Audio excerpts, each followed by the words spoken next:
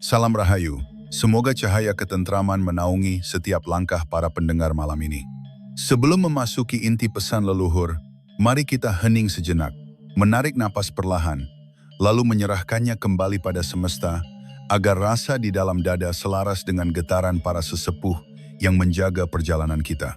Pada momen hening ini, biarkan hati menjadi seperti permukaan air yang tenang, mampu memantulkan hikmah tanpa riak yang mengganggu. Bayangkan sebuah sumur tua yang berdiri di tengah desa. Dari luar tampak sederhana, namun kedalamannya menyimpan mata air yang tak pernah putus. Ia tidak bersuara, tidak menuntut, hanya diam, menunggu siapapun yang datang membawa dahaga. Dalam diam itulah ia menjadi saksi ratusan cerita, mulai dari keluh kesah sampai harapan yang terpendam. Semuanya larut bersama kesejukan airnya. Dari gambaran itulah kita mengenal Weton Sumur Sinaba, sebuah takdir jiwa yang dianugerahi kemampuan menjadi penampung rasa manusia. Mereka yang lahir dengan weton ini, ibarat wadah yang luas, tempat orang lain menitipkan keresahan, kebingungan, bahkan rahasia terdalam yang sulit mereka ungkapkan kepada siapapun. Kehadiran seorang sumur Sinaba memberi rasa aman seperti lentera kecil di tengah malam. Secara harfiah, istilah sumur Sinaba bermakna sumur yang didatangi untuk menimba ilmu atau kesejukan batin. Ia menjadi tujuan bagi mereka yang membutuhkan kejelasan, kelegaan, atau sekadar tempat untuk melepas beratnya beban pikiran. Energi yang terpancar dari diri pemilik weton ini bekerja seperti air bening, memberi ketenangan tanpa harus menjelaskan banyak hal.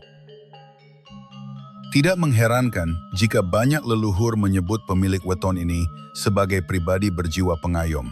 Ada kebijaksanaan yang seakan muncul secara alami, entah dari pengalaman hidup atau dari warisan spiritual yang mengalir turun-menurun. Sorot mata mereka lembut namun mendalam. Tutur katanya menenteramkan, dan cara mereka merespons persoalan membuat orang lain merasa dihargai. Namun di balik kemuliaan itu, terdapat kontradiksi nasib yang sering tidak mereka sadari. Mereka memberi begitu banyak, tetapi jarang menerima kembali. Orang lain merasa ringan setelah bertemu mereka, sementara mereka pulang membawa beban yang tidak pernah diminta. Dalam perjalanan waktu, jiwa mereka perlahan terkikis oleh tanggung jawab yang tidak pernah diumumkan, namun selalu diharapkan. Maka muncul satu pertanyaan mendasar yang harus direnungkan. Jika sumur terus ditimba tanpa pernah diisi kembali, siapa yang akan menjaga agar airnya tetap jernih? Jika kelegaan diberikan tanpa henti, dari mana seorang sumur Sinaba mengambil tenaga untuk tetap berdiri kokoh? Pertanyaan ini adalah pintu awal bagi mereka untuk memahami bahwa menjaga diri bukanlah sikap egois, melainkan bagian dari hukum keseimbangan yang dijunjung para leluhur. Energi yang terpancar dari pemilik weton sumur Sinaba sering digambarkan seperti kesejukan air tanah yang muncul dari kedalaman bumi. Tidak kasat mata, namun terasa mengalir begitu halus hingga orang di sekitar mereka merasa lebih teduh tanpa memahami penyebabnya.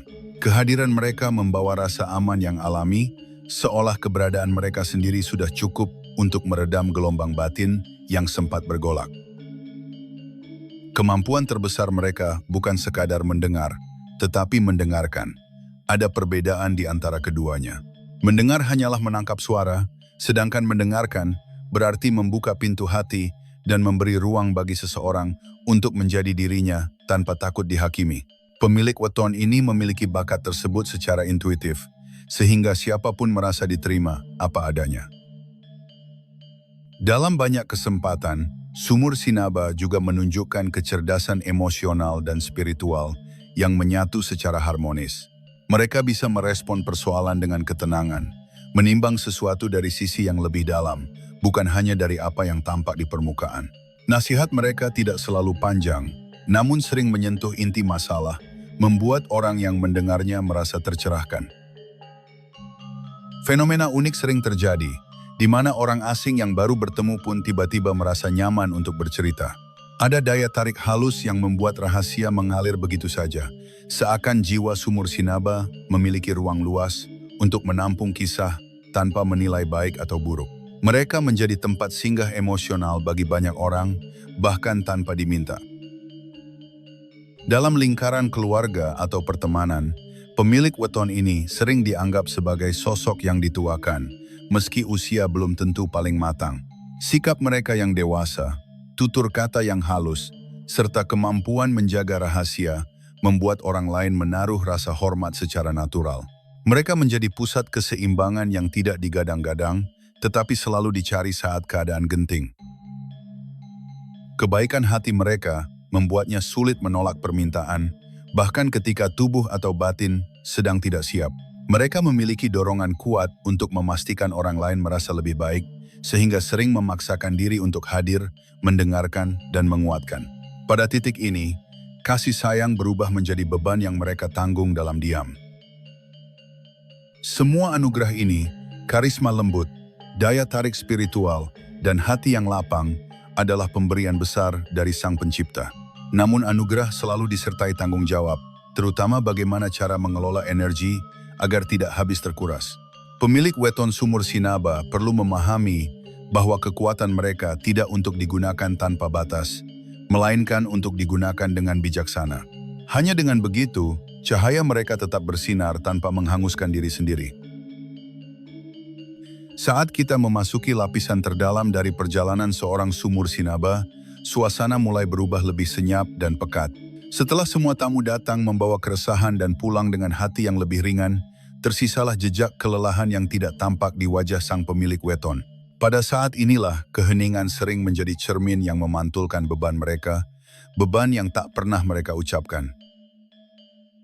Layaknya sumur yang tidak hanya menerima air jernih, pemilik weton ini juga menyerap kotoran emosi yang dibuang orang lain. Cerita pahit, kemarahan terpendam, kegelisahan yang menumpuk, semuanya perlahan meresap tanpa disaring. Dari luar, mereka tampak tetap kokoh dan ramah. Namun di dalam, dinding batinnya mulai retak oleh tekanan yang tidak pernah diberi kesempatan untuk keluar. Kebiasaan memendam perasaan sendiri menjadi pola lama yang terbentuk karena keinginan menjaga kedamaian orang lain. Mereka lebih memilih diam agar tidak menambah beban baru bagi sesamanya. Padahal diam itu sendiri sering menjadi pisau yang mengikis kekuatan hati, membuat mereka kehilangan ruang untuk mengekspresikan luka yang seharusnya dilepaskan. Kelelahan mental yang mereka rasakan kerap dianggap angin lalu. Bukan karena tidak berat, melainkan karena mereka terlalu terlatih untuk menampilkan wajah tegar. Seringkali mereka tidak menyadari bahwa tubuhnya sedang memberi tanda, bahwa pikirannya mulai jenuh, atau bahwa jiwa mereka membutuhkan waktu untuk pulih. Dalam kesalahpahaman ini, rasa lelah tumbuh menjadi bayangan gelap yang sulit diusir. Ironisnya, mereka jarang mampu mengeluh. Terbiasa menjadi tempat orang lain mencurahkan kesedihan, mereka bingung kepada siapa harus bercerita. Mereka memikul semua rasa itu sendirian, sehingga luka kecil pun bisa tumbuh menjadi jurang emosional yang dalam. Kesunyian tidak lagi menjadi tempat istirahat, melainkan ruang yang menyimpan segala hal yang tidak selesai. Di tengah banyaknya orang yang membutuhkan mereka, terselip sebuah rasa sepi yang sulit dijelaskan. Kesepian itu bukan karena tidak punya teman, tetapi karena tidak ada ruang bagi mereka untuk benar-benar terlihat. Orang datang untuk meminta kekuatan, bukan untuk memberikan kekuatan kembali, sehingga perlahan sumur Sinaba merasakan kehampaan yang semakin menekan. Semua energi negatif yang mereka tampung tidak menghilang begitu saja. Ia mengendap menjadi beban yang lebih berat, bahkan bisa mempengaruhi kesehatan fisik dan spiritual. Tanpa disadari, tubuh menjadi cepat letih, pikiran sulit fokus, dan hati terasa terhimpit oleh duka yang bukan milik mereka. Inilah harga yang sering dibayar oleh jiwa yang terlalu lama menjaga orang lain, namun lupa menjaga dirinya sendiri. Dalam jejak kehidupan seorang sumur Sinaba, ada sisi pahit yang jarang terlihat. Mereka begitu sibuk menyiram kebun orang lain, hingga tanpa sadar membiarkan kebunnya sendiri mengering. Akar yang dulu kuat perlahan melemah, bunga yang dahulu harum menjadi layu, dan tanah yang semestinya subur berubah retak karena kurangnya perhatian. Ini bukan karena mereka tidak mampu, tetapi karena hati mereka selalu mendahulukan orang lain. Tidak jarang pengorbanan yang mereka lakukan justru melukai dirinya sendiri. Waktu yang seharusnya digunakan untuk beristirahat, mereka serahkan pada orang lain yang meminta ditemani. Energi yang seharusnya dipakai untuk keluarga inti habis, dipakai untuk masalah yang bukan milik mereka. Keinginan pribadi terkubur oleh rasa tanggung jawab, sampai pada akhirnya mereka tidak ingat lagi apa yang sebenarnya membuat hati mereka bahagia. Dalam perjalanan panjang memberi, tumbuh sebuah ilusi halus di dalam diri mereka. Ilusi bahwa nilai hidupnya terletak pada seberapa banyak mereka menolong. Seolah jika mereka berhenti membantu, maka harga dirinya akan hilang. Padahal itu hanyalah jebakan batin. Jebakan yang membuat mereka merasa wajib kuat meski tubuh bergetar, wajib tersenyum meski hati retak. Bahaya spiritual mulai muncul ketika wadah jiwa tidak lagi mampu menampung beban yang masuk. Retakan kecil berubah menjadi goresan besar. Energi murni yang dahulu jernih mulai keruh karena terlalu banyak menahan rasa yang bukan milik mereka. Ketika retakan ini membesar, cahaya batin menjadi redup, membuat mereka mudah terseret ke dalam keletihan yang berkepanjangan. Leluhur telah lama memberi peringatan mengenai keseimbangan antara jagat cilik, diri pribadi, dan jagat gede, alam semesta. Ketika salah satunya timpang, arus hidup ikut terganggu. Pemilik weton ini sering terlalu condong ke satu sisi, yaitu memberi, sehingga keseimbangan energi tergeser. Kehidupan yang semestinya mengalir harmonis berubah menjadi berat, seakan setiap langkah membawa beban tak terlihat. Tanda-tanda alam sering hadir sebagai peringatan halus. Tidur yang tidak nyenyak, pikiran yang sesak, tubuh yang terasa seperti kehilangan nyawa, hingga munculnya perasaan kosong yang sulit dijelaskan. Ini bukan sekadar kelelahan biasa, tetapi gejala depresi spiritual yang muncul ketika jiwa terlalu lama menahan tekanan tanpa pelepasan. Alam berbicara lewat rasa, namun seringkali mereka mengabaikannya. Nusantara tidak pernah mengajarkan seseorang untuk menjadi martir yang menderita demi membuktikan kebaikan. Ajaran luhur tidak meminta siapapun menghancurkan dirinya demi menyelamatkan orang lain. Leluhur justru menekankan bahwa kebahagiaan pribadi adalah bagian dari keseimbangan semesta. Jiwa yang sehat bisa menguatkan banyak orang, namun jiwa yang terkikis hanya menyebarkan keletihan. Karena itu, menjadi korban bukanlah jalan yang dibenarkan bagi seorang sumur sinaba. Mencintai diri sendiri sering disalahpahami sebagai sikap egois, padahal para leluhur memandangnya sebagai bentuk penghormatan pada Sang Pencipta. Jika tubuh dan jiwa adalah titipan ilahi, maka merawatnya berarti kita mensyukuri anugerah yang diberikan. Bagi seorang sumur sinaba, pemahaman ini menjadi fondasi untuk memulihkan kembali kekuatan batin yang perlahan terkuras oleh beban yang ditampung selama ini. Filosofi air mengajarkan bahwa sesuatu hanya bisa mengalir jika sumbernya terus terisi. Sumur yang dibiarkan kosong tidak akan mampu memberi kehidupan. Begitu pula pemilik weton ini, mereka perlu menerima energi segar sebelum membagikannya kepada orang lain. Proses mengisi ulang ini tidak harus rumit, cukup dengan memberi ruang bagi diri sendiri untuk bernapas, berdiam, dan merasakan kembali denyut kehidupan tanpa tuntutan siapapun. Kebaikan tidak sama dengan membiarkan diri dimanfaatkan.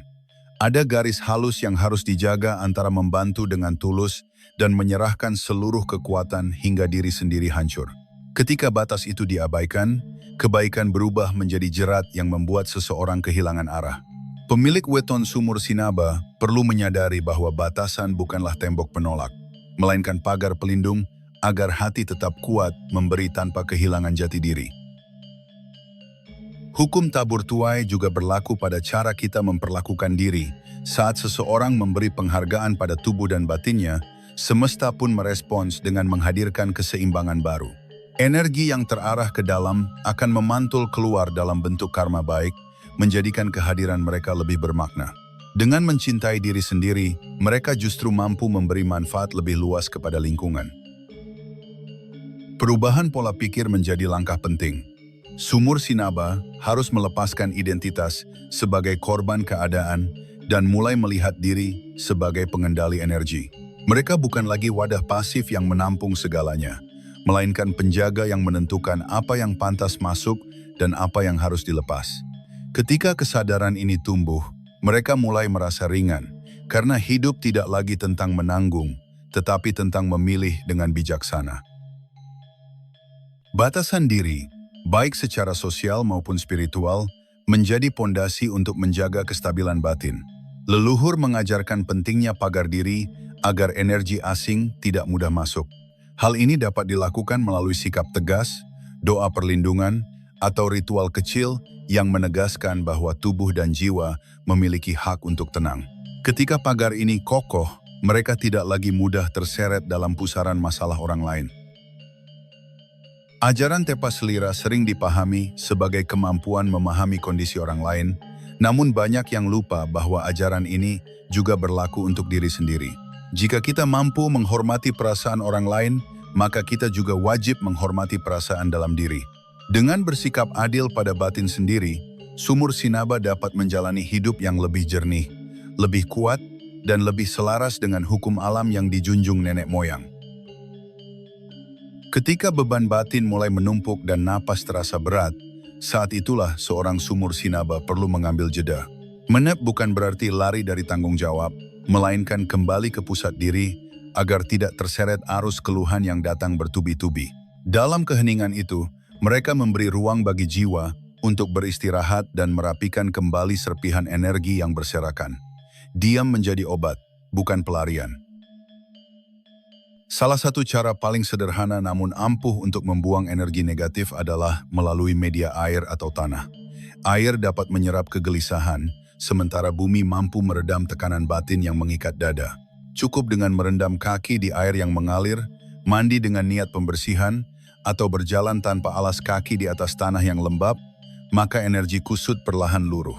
Alam bekerja membantu, selama kita mengizinkannya masuk. Selain itu, mereka membutuhkan waktu khusus yang benar-benar sakral, me time yang tidak boleh diganggu siapapun.